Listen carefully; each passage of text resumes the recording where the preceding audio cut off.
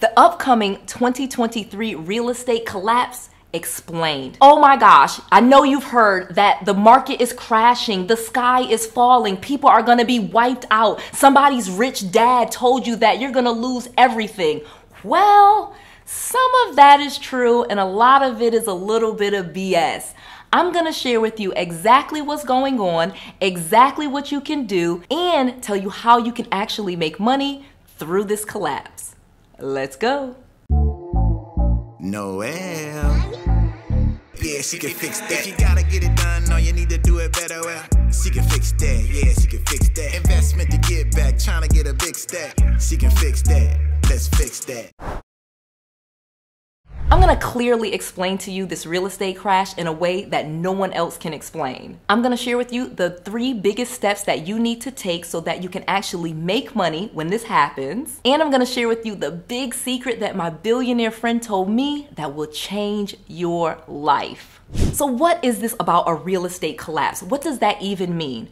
Well, in most cases, what people are talking about is just a recession. Many of you guys know what a recession is, but a quick definition of a recession is a downturn in the economy. It's usually defined by 2 consecutive quarters where the gross domestic product, or the GDP of our economy, declines. For example, if we were putting out a gross domestic product of $4 billion and for 2 consecutive quarters, being 3 months, 6 months in a row, we have a decline, we are officially in a recession. Recessions are marked by high unemployment, lower interest rates, low demand, and a lot of consumer spending is really decreased. That is why the gross domestic product of the country is down, because people are not buying as much and the demand for products and services are down. So people are making less money, which means less people are hiring. So a lot of these companies are either going out of business, or they are lowering pay, or they are not hiring people.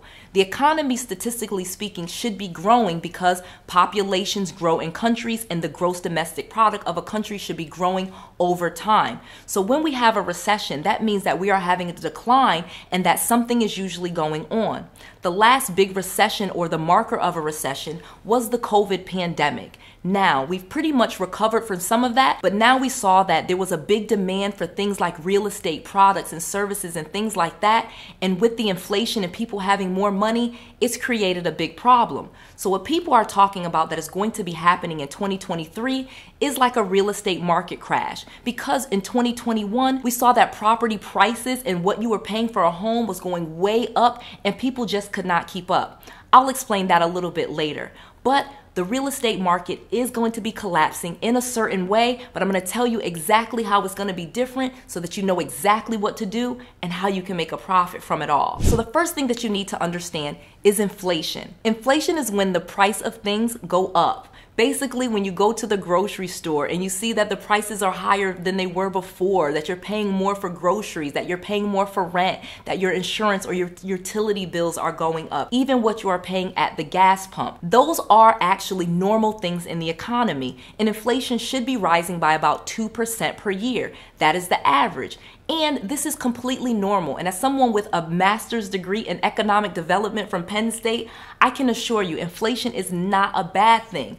The problem with inflation and what we're seeing though right now is that it's going way above the normal 2%. And over the past year, we saw that it was around 7%. The problem with that is that people's incomes usually only rise about 2 to 3% per year, usually matching what inflation does. So if inflation is 2% and your income is rising at 3%, then that's fine. That's exactly what should be going on in the economy. But if inflation is going up by 7% and incomes are stagnant or only going up by 2 or 3%, then we have a problem where people's incomes cannot keep up with inflation.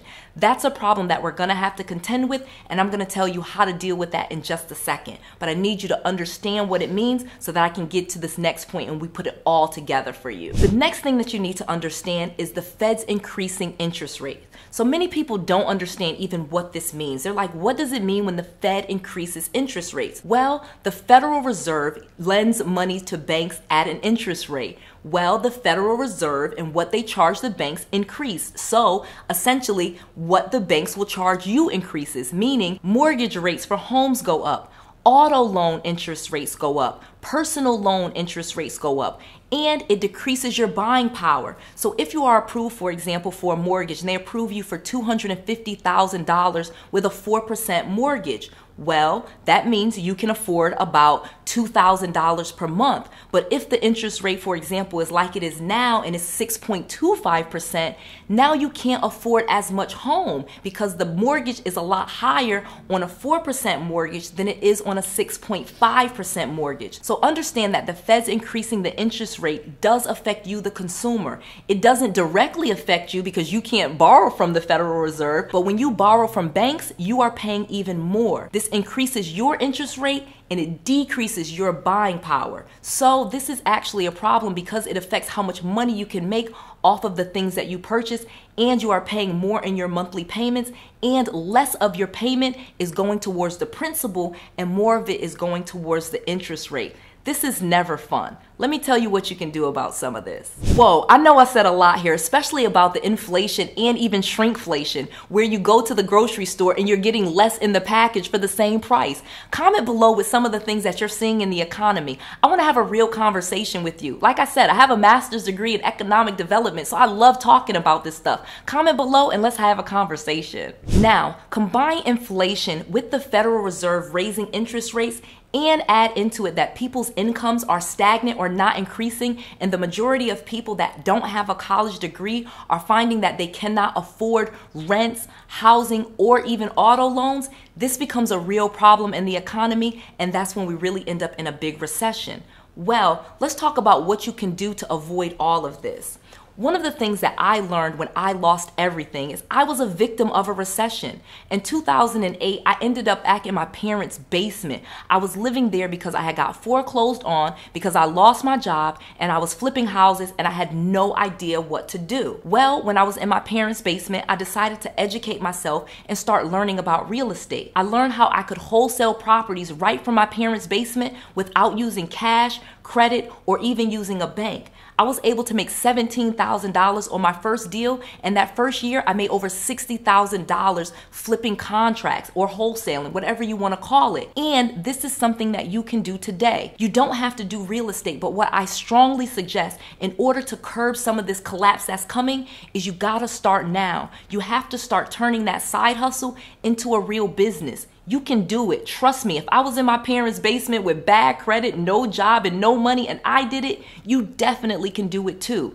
Many of you I know watching have a talent where you can do hair, or you drive Uber, or you have some talent with video or editing or something like that.